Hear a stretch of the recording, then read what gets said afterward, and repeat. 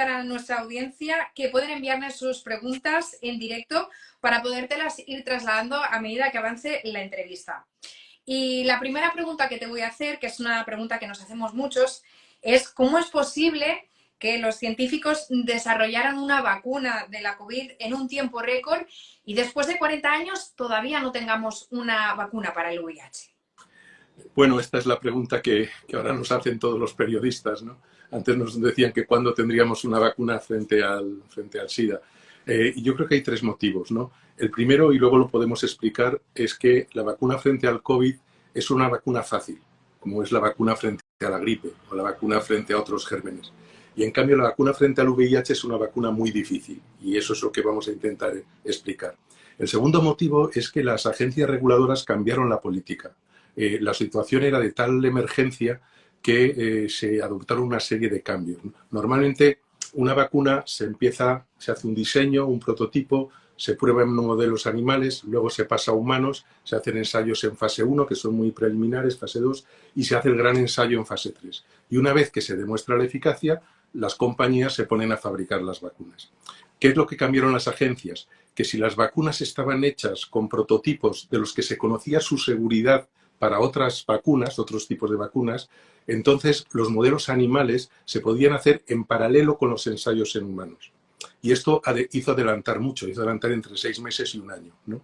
El segundo motivo es que las agencias reguladoras nos permitieron a las compañías que no terminaran el ensayo, es decir, se hizo una evaluación continuada. Normalmente una compañía dice, voy a probar una vacuna y necesito 2 años. Hasta que no acaba, no presenta los resultados. En cambio, aquí se hizo un sistema de evaluación continua, como en el cole, ¿no? Y entonces, cuando se alcanzó la significación estadística, entonces las agencias dieron una aprobación condicionada a que el ensayo final diera la respuesta. Pero eso permitió también ganar mucho tiempo, porque como la pandemia fue tan brutal, en pocos meses se había infectado mucha gente en los dos brazos, en el brazo vacunado y en el brazo placebo. Y el tercero es que las compañías se pusieron a fabricar las vacunas antes de saber si eran eficaces, porque eran tal la urgencia que se pusieron, en cuanto los primeros resultados del ensayo más inicial apuntaron a que podía funcionar, se pusieron a fabricar vacunas. Y con eso se arriesgaron. En realidad los que nos arriesgamos fuimos los estados, porque el pacto firmado era que si esa vacuna no funcionaba, nosotros la íbamos a pagar de todas maneras, ¿no? Como de hecho ha ocurrido. Pero esas tres circunstancias, el que es una vacuna fácil, el que se cambió la regulación y que las compañías farmacéuticas se pusieron a fabricar las vacunas antes de tener resultados de la eficacia, es lo que hicieron que la vacuna para el COVID se hiciera tan rápido. ¿Por qué la del VIH no se puede hacer por el primer paso? Es una vacuna difícil, que tiene muchísima complejidad para ser desarrollada y, por tanto, no es comparable a la vacuna frente al COVID.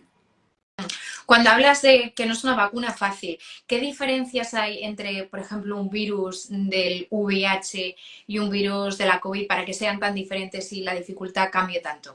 Bueno, pues mira, si quieres te lo explico yo con mis herramientas, ¿no? del maletín. Mira, esto es un coronavirus, ¿vale? Entonces veis esto que tiene aquí, que es la famosa proteína Spike, ¿no? Las proteínas de la espícula. Lo que una vacuna induce siempre son anticuerpos. Los anticuerpos lo que hacen es bloquear esta proteína. Entonces se unen y bloquean que esta proteína es la que permite al virus entrar en la célula. Si yo bloqueo todas las proteínas del spike del virus, el virus no puede entrar en la célula. Y eso es lo que persiguen todas las vacunas. Entonces, los virus fáciles son los que tienen estas espículas, estas proteínas accesibles, muy visibles. Sin embargo, fíjate la pinta que tiene el VIH, ¿no? Entonces, el VIH, que lo tenéis aquí, no veis los spikes, están ahí, ¿no? Están aquí. Lo que pasa es que estas proteínas se encuentran en lo que llamamos una conformación cerrada, ¿no? La proteína de los virus fáciles, esa proteína de la envuelta, tiene una conformación abierta, ¿no? Es como una mano, ¿no? Una mano, esta es la mano de Pinocho, que está abierta. Y entonces los anticuerpos pues pueden llegar muy bien. Llega un anticuerpo a esta zona, a esta otra zona, a esta zona. En el VIH, esta mano se encuentra doblada, se encuentra plegada. Y entonces los anticuerpos no pueden alcanzarlo. Aunque la vacuna induzca anticuerpos, no va a ser capaz de unirse a la mano, a los dedos de la mano y bloquear la entrada.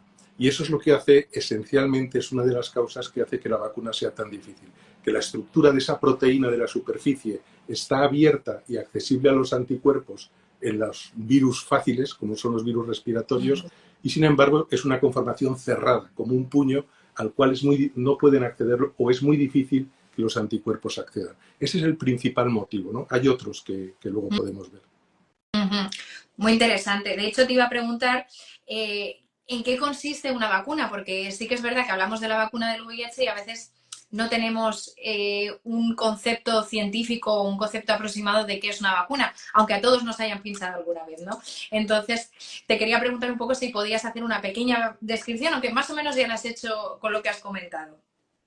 Pues mira, una vacuna en el fondo no es más que un simulacro de ataque, ¿no? Es decir, es un ejercicio al que nosotros sometemos al sistema inmunológico para ver si para que su respuesta sea capaz de bloquear la verdadera infección cuando llegue, ¿no? Entonces, la vacuna lo que se utiliza es o un virus atontado o un virus muerto o una porción de ese virus para inmunizar. Entonces, el sistema inmune reacciona. Y reacciona esencialmente pues, haciendo anticuerpos, ¿no? Que son estas moléculas que son las que van a bloquear esas proteínas de la superficie. Y esos anticuerpos neutralizan la entrada del virus. Entonces, una vacuna es un simulacro, ¿no? Entonces, el sistema inmunológico puede responder con éxito o fracasar. Y es muy fácil de entender. ¿Qué ocurre cuando nos infectamos de gripe o de COVID, ¿no? Pues que afortunadamente la mortalidad es muy baja y es alta en determinados grupos de riesgo, ¿no? Pero de 100 personas de todas las edades que se infectan por COVID, solo una fallece, ¿no? En ausencia de vacunación. En cambio, de 100 personas que se infectan por VIH, 99 van a fallecer. ¿Qué es lo que quiere decir esto? Que el sistema inmune es capaz de reaccionar frente a la COVID, frente al virus del COVID, al SARS, y bloquearlo. O es capaz de reconocer al virus de la gripe y hacer una respuesta inmune que lo bloquea. En cambio, frente al VIH, el sistema inmune es incapaz de controlar y destruir al VIH. Y entonces eso es un poco lo que las diferencia. Entonces una vacuna es un simulacro al cual sometemos al sistema inmune y lo tenemos ya preparado. El sistema inmune con la vacuna ya ha generado una gran cantidad de anticuerpos y si ahora nos infectamos, esos anticuerpos bloquearán el virus. Entonces eso es lo que es una vacuna. Si es fácil, va a estar ahí y va a bloquear la infección y nos va a bloquear de enfermar. Y si es una vacuna que no es eficaz, es porque normalmente el sistema inmune no es capaz de controlar ese microbio, ¿no? Y esto pasa pues, con los gérmenes como el VIH, pero también con la tuberculosis, con la malaria, con otros virus. Que son virus similares al del VIH en cuanto a estructura, por lo que sí, dices, sobre ¿no? todo que la accesibilidad de esa proteína está escondida, ¿no? Está en una estructura muy escondida a los anticuerpos. Y ahora que tenemos más o menos claro qué es una vacuna, a mí me gustaría preguntarte por un poco la historia de la vacuna del VIH, por qué etapas se han pasado y en qué etapa estamos ahora. Bueno, yo diría que hay 4 etapas, ¿no? Ahora estamos en la 4ª etapa. La primera etapa fue lo obvio, ¿no? Si había vacunas que ya funcionaban, pues hicieron vacunas frente al VIH similares a las que existían. Y muy rápidamente se vio que no funcionaban, ¿no? No funcionaban por los motivos que os he comentado, pero también porque el virus tiene una variabilidad enorme, entonces es capaz de mutar, entonces los anticuerpos no reconocen, el virus cambia y entonces ya los anticuerpos no van a reconocerle. Entonces esa primera etapa de generar anticuerpos no funcionó, que son lo que hacen las vacunas clásicas. Entonces se fue a un modelo muy nuevo que nunca ha demostrado que funcione en humanos, que era vacunar con fragmentos del virus o con DNA del virus que indujera lo que llamamos respuestas de las células, ¿no? Ya que los anticuerpos no logran bloquear, vamos a ver si nuestros linfocitos T, que son los que matan a las células infectadas, son capaces de controlar la replicación del virus. Y también estas fracasaron. Esa fue la segunda etapa y esta etapa acaba prácticamente en el año 2004. La tercera etapa fue combinar las dos anteriores, ¿no? Es algo que muchos científicos pensamos que si una cosa no funciona y otra tampoco, las dos no van a funcionar. Pero también había quien pensaba, bueno, si una es un poquito eficaz y la otra es un poquito eficaz, si las combinamos habrá una sinergia, ¿no? Habrá un efecto multiplicador de esa eficacia. Y esto también fracasó, ¿no? Solo hubo una vacuna, la vacuna RV144, el ensayo, que mostró una protección, pero fue muy baja y luego no fue confirmado en otro gran ensayo que se hizo en Sudáfrica, ¿no? Entonces, digamos que todo eso ha fracasado. Todo lo que son prototipos clásicos y la primera generación de nuevos prototipos ha fracasado. Entonces, ¿dónde nos encontramos ahora? Pues en intentando generar vacunas que son totalmente diferentes a lo que existe hasta ahora, ¿no? Lo que sí hemos comprendido a lo largo de estos 30, casi 40 años, es por qué hemos fracasado. Y gracias a, digamos, a aprender del fracaso, sabemos qué es lo que tiene que conseguir una vacuna frente al VIH. Y lo que tiene que conseguir solo se puede hacer con prototipos completamente nuevos, completamente diferentes a lo que se ha utilizado hasta ahora. O sea, es radicalmente diferente a lo que se empezó a hacer en un inicio. Es, por lo que cuentas, una historia de fracasos, pero también hay esperanza. Sí, hay una esperanza y esto ocurre cuando vemos que se ha producido el fracaso de esa tercera fase, ¿no? Esa tercera generación. Entonces, lo que hicimos fue dedicarnos a estudiar los motivos del fracaso. Y entonces cuando descubrimos que la envuelta está cerrada, que la envuelta está recubierta de un escudo de azúcares, que es lo que llamamos el escudo glicano, que le protege de los anticuerpos. Y entonces el objetivo era encontrar anticuerpos que fueran capaces de alcanzar esa diana en el virus, a pesar de que estuviera tan oculta, ¿no? Tan oculta. Entonces, lo que se hizo una observación muy importante, y es que hay algunos pacientes que generan anticuerpos que son capaces de atravesar esa estructura cerrada, esa estructura de puño. Y esos pacientes que se llaman neutralizadores porque generan anticuerpos neutralizantes de élite, porque son excepcionales, lo que hicimos fue aislar esos anticuerpos y ver qué es lo que tenían esos anticuerpos que no tienen los anticuerpos normales, ¿no? Lo que vimos es que esos anticuerpos eran capaces de entrar en lo que es la estructura cerrada de la envuelta. O sea, bien, en esa estructura cerrada, lo que los anticuerpos nos mostraron que esa estructura tiene lo que llamamos los talones de Aquiles de la envuelta, ¿no? O sea, de Aquiles que va con toda su armadura, sus protecciones, pero el talón no estaba protegido. Y el anticuerpo es la flecha que puede alcanzar el talón, ¿no? Entonces, una vez que hemos conocido, gracias a los anticuerpos que funcionaban y bloqueaban el virus en el laboratorio, los talones de Aquiles del virus, lo que hacemos es diseñar vacunas, digamos, basadas en los talones de Aquiles. De manera que cuando yo ahora me vacuno con un trozo del virus que lleva un talón de Aquiles, induzco anticuerpos dirigidos frente a ese talón de Aquiles. Y eso es lo que se está intentando ahora.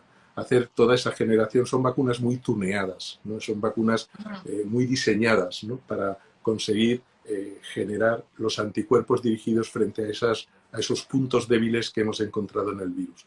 Entonces, noticias positivas, que hay algunos anticuerpos que son capaces de bloquear el virus, a pesar de ese escudo que se ha formado. La segunda es que esos anticuerpos sabemos hacia dónde van dirigidos. Y la tercera es que podemos sintetizar trocitos del virus que induzcan esos anticuerpos. Y esas son las vacunas, esas vacunas nuevas, tuneadas, es lo que estamos intentando en estos momentos desde distintos equipos y con distintos abordajes. Muy interesante lo de los anticuerpos neutrales, de estas personas que generan anticuerpos como especiales y que os sirven para inspirar estas vacunas. ¿Cuánto tiempo lleva este tipo de vacunas, las tuneadas, que, como comentas? ¿Lleva mucho tiempo experimentándose? O... Sí, yo creo, te puedo decir que quizás los prototipos que se han ido diseñando llevamos, yo diría, casi 10 años, ¿no? Digamos, investigando, porque es tan complejo que una vez que tenemos una idea de prototipo, lo hemos de sintetizar, lo hemos de fabricar, lo hemos de tunear, lo hemos de conseguir que se exprese de una manera, pues igual que esa espícula del VIH, ¿no? Que se exprese exactamente con la misma forma, con la misma conformación. Y todo ese trabajo de estructura, que es un poco el trabajo de diseño y de fabricación del prototipo del coche o del prototipo de lo que queramos hacer, esto es muy lento. Luego se prueba en modelos animales, sobre todo en modelos de primates, ¿no? En modelos de macacos.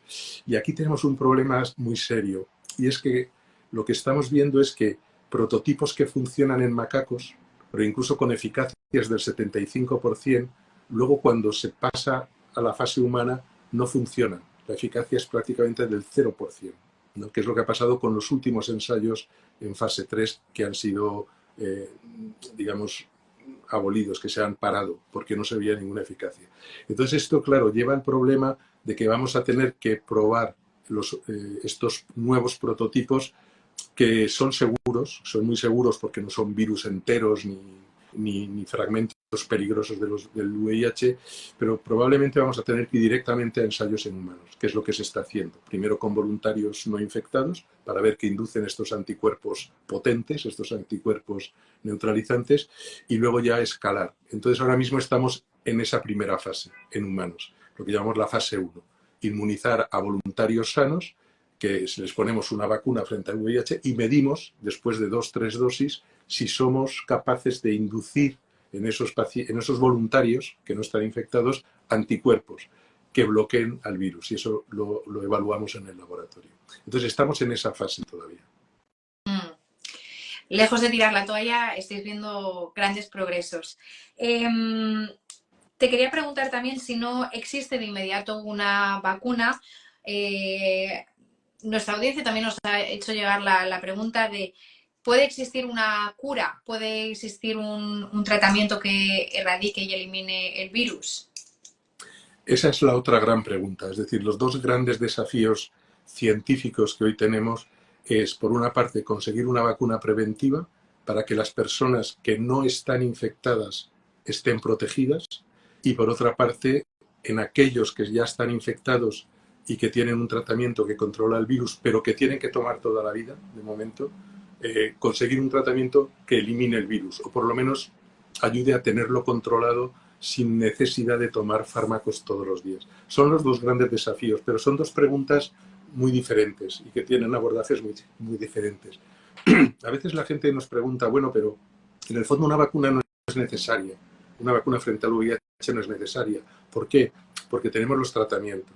Entonces, los tratamientos a las personas que viven con VIH y que están infectadas por el VIH les confieren una calidad y una esperanza de vida prácticamente igual a la de una persona que no vive con VIH. Y además el tratamiento hace que la carga viral sea indetectable, con lo cual esa persona ya no transmite el virus. Y además tenemos la PrEP, la profilaxis preexposición, que las personas no infectadas en riesgo que lo toman están protegidas de la infección. Con lo cual realmente en una generación podríamos casi terminar con el VIH si tratamos a todos los que viven con VIH y protegemos con la PrEP a los que están en alto riesgo de infectarse. Una vacuna en teoría no sería necesaria. Pero ¿cuál es la realidad? La realidad es que todos los años hay más de 1 millón de personas que se infectan por VIH, hay 1 millón de nuevas infecciones, hay casi 700.000 fallecidos por VIH y hay sobre todo, digamos, zonas del mundo, el África subsahariana, donde no hay acceso a estos tratamientos. Aunque se ha progresado mucho en los últimos años, todavía un 30-40% de la población del África subsahariana que está infectada no toma tratamiento antirretroviral. Y entonces el virus lo transmiten a sus parejas, a sus partners sexuales, a sus hijos, cuando nacen o cuando les dan la lactancia. Y entonces, en teoría sí, podríamos eliminar el VIH sin una vacuna. En la práctica yo creo que será muy difícil si no logramos proteger a esa población que todos los años se está infectando. Te iba a plantear precisamente si se podría erradicar la epidemia del VIH. Y bueno, la respuesta es que sí. La respuesta es que sí, la respuesta es que sí, con el tratamiento antirretroviral, si en un mundo hipotético todo el mundo tuviera acceso, se detectase a tiempo y se cortase, pero claro, si eso en este momento no existe, la vacuna es una gran herramienta para ayudar a combatir Porque el VIH, además, el reservorio que existe es el hombre. Es decir, el hombre saltó una vez desde el chimpancé hasta el hombre, pero no ha vuelto a saltar. Es decir, es un salto difícil. Entonces, ahora mismo, la masa de virus VIH que hay en el mundo está en nosotros, en nuestra especie. Con lo cual, si lográramos controlar todas las infecciones y las transmisiones dentro de nuestra especie, sería muy raro que hubiera un nuevo salto de un chimpancé al hombre, ¿no? Fue algo excepcional que desgraciadamente ocurrió una vez, hace casi un siglo prácticamente, y sin embargo, si lográramos controlar la infección en los humanos, sería como la viruela. Como el virus solo estaba en humanos, si tú consigues bloquear la transmisión durante una generación, erradicas el virus del planeta, ¿no? Entonces sería posible erradicar el VIH. Y en todo este tiempo, con el paso de los años, ¿os encontráis con nuevos retos o dificultades en la investigación de la vacuna del VIH? A ver, la dificultad es la misma vacuna. Es decir, el hecho de generar algo completamente diferente a lo que conocíamos, a lo que conocemos hasta ahora. Las vacunas han sido muy eficaces, se dice que es la segunda, digamos, la segunda herramienta en la medicina que ha salvado más vidas, ¿no?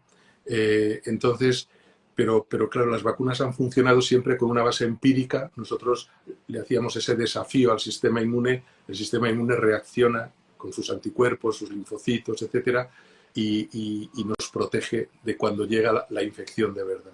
Pero aquí es realmente un desafío nuevo. Entonces yo te diría que es una carrera de fondo, no es una carrera, así como la vacuna del COVID han sido los 100 metros lisos, esto es una maratón, ¿no? Entonces lo que es importante es conseguir poner investigaciones en marcha que sabemos que van a ser a medio plazo, que no van a ser éxitos inmediatos. Y la dificultad yo creo que es la misma que teníamos al principio. Ahora conocemos mejor por qué hemos fracasado y eso nos da una cierta ventaja. El otro problema es la financiación de estas vacunas, ¿no? Son tan difíciles que pues, las compañías farmacéuticas han invertido mucho en vacunas frente al VIH, pero a algunas las ha llevado casi a la quiebra, porque al ser tan difíciles de obtener, pues no han funcionado y no han dado ningún beneficio. O sea, beneficio es cero. O sea, así. Entonces, claro, ahora la financiación depende de las grandes fundaciones privadas, hablo de la Fundación Gates, la Howard Hughes, etcétera, o de los estados, de la Unión Europea, de digamos, las agencias estatales de Estados Unidos. Y entonces ahí, por ejemplo, los americanos siguen invirtiendo miles de millones de dólares todos los años para encontrar una vacuna, y Europa, en estos momentos, su inversión apenas alcanza los 20 millones de euros, ¿no? Entonces, mientras, por ejemplo, Europa no invierta decididamente en una vacuna frente al VIH, va a ser muy difícil que tengamos los medios para conseguirla. Que eso lo hemos visto también en la COVID. Se pusieron muchísimos medios y si hubiera durado 40 años quizás de investigación, ya la cosa sería diferente. Te quería hacer otra pregunta que se sale un poco de la conversación que estamos teniendo, pero me parecía interesante, y era respecto a las personas inmunes, que hablamos una vez y me pareció muy interesante, y creo que es un dato que quizás nuestra audiencia no lo conozca, si existen personas inmunes y por qué se produce eso en la naturaleza. Sí, esto es una pregunta de evolución, ¿no? Entonces, sí, efectivamente, hay un porcentaje de la población que es inmune a la infección por el VIH, ¿no? Ese porcentaje, antes de que todo el mundo se ponga muy entusiasmado, es muy bajito. Es decir, a nivel global, a nivel del mundo, está por debajo del 1%, no está en el 0,7%. Entonces, eso es debido a que, como os he explicado, digamos, el virus utiliza esta proteína para entrar en la célula, ¿no? O sea, eso es lo que llamamos siempre una llave, ¿no? El virus tiene esa llave que introduce en la cerradura. Entonces hay una proporción de la población que tiene una variante en la que no tienen puertas pero no tienen cerradura para este tipo de llave, ¿no? Con lo cual el virus no puede entrar en la célula, y si no puede entrar en la célula no puede infectar. Entonces este grupo de sujetos que tienen esa variante genética están protegidos de la infección, ¿no? Pero como digo, son muy pocos. ¿Por qué ocurre esto? Y además hay una observación muy interesante, y es que ese 0,7% de personas resistentes al virus no se encuentran en África. En África la proporción de resistentes en el África subsahariana o en el África del Norte incluso es del 0%. Es decir, esa diversidad genética no existe en África. ¿Y eso por qué es? Ahí es cuando sería más importante, porque el virus, el VIH, surgió en África y ahora la gran prevalencia es en África. Bueno, esto es porque, digamos, el tener una variante genética puede ser beneficioso en un contexto, pero puede ser perjudicial en otro, ¿no? Entonces, te pongo un ejemplo muy sencillo. Por ejemplo, hay genes que nos permiten aprovechar mejor la energía de lo que comemos, ¿no? Entonces, si yo vivo en un sitio donde hay pocos alimentos, donde hay epidemias de hambruna, si yo tengo esos genes voy a sobrevivir mejor que el que no los tiene. Pero si ahora me voy a Estados Unidos o a Europa a comer comida basura, el aprovechar esos genes que me permiten sobrevivir en una situación de carestía son perjudiciales porque van a hacer que tenga una obesidad mórbida y voy a fallecer pues, de las enfermedades de la civilización, hipertensión, las enfermedades cardiovasculares, etc., ¿no? Entonces, lo que es bueno en un entorno es malo en otro. El no tener este receptor para el virus es bueno porque te protege del virus del SIDA, pero es malo porque se ha visto que el tener ese receptor protege frente a otras infecciones víricas que ocurren en África, ¿no? Por ejemplo, la fiebre del Nilo Oriental, ¿no? Los pacientes que tienen este defecto genético están protegidos frente al VIH, pero fallecen si se infectan por este virus, ¿no? Entonces, ese es un poco el equilibrio de la evolución. ¿Por qué funcionamos así? Bueno, porque la evolución en este planeta ha ido a la diversidad. Todos somos diferentes, ¿no? No hay dos seres idénticos en este planeta. Los gemelos univitelinos o monocigotos serían lo más idéntico que hay. Pero todos somos distintos, ¿no? Y eso permite que en caso de que hubiera una gran catástrofe, ¿no? Una gran catástrofe, me refiero a un virus que tuviera una letalidad enorme, una letalidad del 90%, es decir, que matara al 90% de los que infecta. Tú imagínate un COVID que matara al 95% de la población. Sería una amenaza a la supervivencia de la especie humana, no ya de cada individuo. Entonces, toda esa variabilidad genética lo que hace es que en la situación más catastrófica siempre va a haber un 1% de la población que va a ser resistente. Y eso lo vemos en otras infecciones víricas y en otras infecciones por microbios. Entonces, claro, esto no es ningún consuelo para los que vamos a estar en el 99% susceptibles, pero para la especie es lo que le va a permitir sobrevivir, ¿no? Entonces, esto es lo que llamamos la evolución biótica, ¿no? La evolución que depende de los gérmenes, no depende de que caiga un meteorito o de que haya un gran cambio climático brusco, sino que depende de que haya un virus o un microbio que arrase porque no tenemos defensas contra ellos, ¿no? Esto ha pasado en muchas ocasiones en la historia de la humanidad, ¿no? Cuando se consigue la colonización, por ejemplo, de América, hay algunos pueblos que se extinguen, ¿no? Porque nunca habían estado en contacto con viruela o nunca habían estado en contacto con algunas bacterias y entonces cuando llega esa bacteria nueva mata al 90% de la población. Y si las poblaciones son de unos pocos miles de individuos, no sobreviven, ¿no? Ahora somos 7.000 millones, entonces siempre habrá una pequeña proporción que sobrevivirá, ¿no? Entonces esos son un poco los survivors, ¿no? Los supervivientes de las grandes catástrofes, ¿no? Pero bueno, nosotros trabajamos para los otros, ¿no? Trabajamos para los que somos susceptibles a la infección para protegerles mediante la ciencia de lo que la naturaleza desgraciadamente no ha hecho para la mayoría. Desde luego hay que recordar que eso es un error genético para preservar de una hecatombe vírica, que nuestra audiencia no piense lo contrario, vamos. Muy interesante y también muy interesante lo que comentabas, porque ahora vivimos en una sociedad global y la verdad es que los virus se expanden de una manera que nunca antes habíamos visto en incluso décadas recientes. Sí, es así. O sea, es mucho más rápida la expansión. También existía en el pasado, pero era mucho más lenta, ¿no? Por ejemplo, la peste, ¿no? Cuando llega la peste negra, lo que se llamó la peste negra o la peste bubónica de Europa, que vino, bueno, pues en las ratas de las naves que venían de Extremo Oriente, ¿no? Pero claro, esto fue un proceso lento y la diseminación en Europa pues se realizó a lo largo de décadas, ¿no? En cambio ahora podemos dar la vuelta al mundo en 24 horas, ¿no? En un avión. Y sobre todo que el tráfico rápido en el mundo es masivo, ¿no? En cada momento hay cientos de miles, si no millones de personas en aviones desplazándose de un continente a otro, ¿no? Entonces eso hace que luego hay un tráfico de animales muy importante, hay otro tipo de mercancías, los mosquitos también, que son vectores de virus, también viajan en los aviones, ¿no? Y entonces todo esto hace que la posibilidad de diseminación de un germen sea mucho mayor. Ahora, no solo nosotros viajamos y hacemos turismo, sino que los virus y los microbios también lo hacen, ¿no? No solo una sociedad global, es una sociedad vírica global.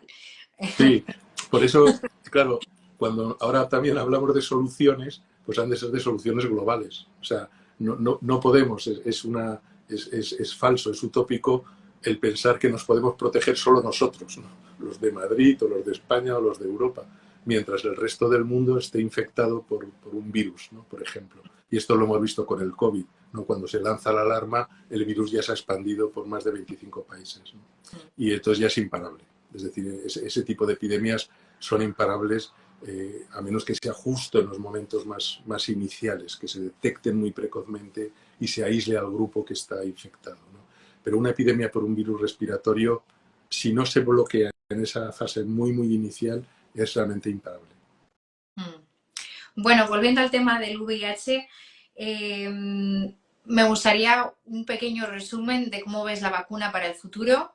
Y vamos, veo que no estáis dispuestos a tirar la toalla, ¿no? Sí, yo creo que lo más interesante de lo que estamos viviendo en este momento es que la vacuna conocemos por qué hemos fracasado, no lo repito. O sea, de nadie se aprende más que de tu enemigo, ¿no? Es un dicho un poco bélico. Y es cierto. Entonces nosotros hemos aprendido mucho del VIH. Nos ha costado mucho admitir que no era un virus como los demás.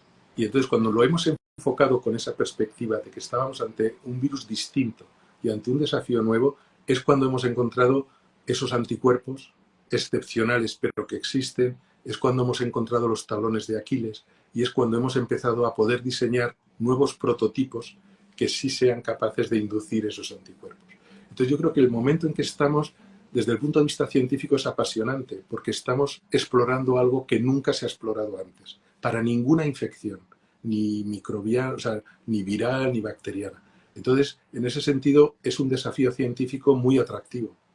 Pero tampoco hemos de ser ingenuos, es un desafío científico gigantesco, es decir, en el sentido de que la dificultad sigue estando ahí. Entonces, ¿es posible conseguir una vacuna frente al VIH? Es posible, pero también es posible que nunca la consigamos.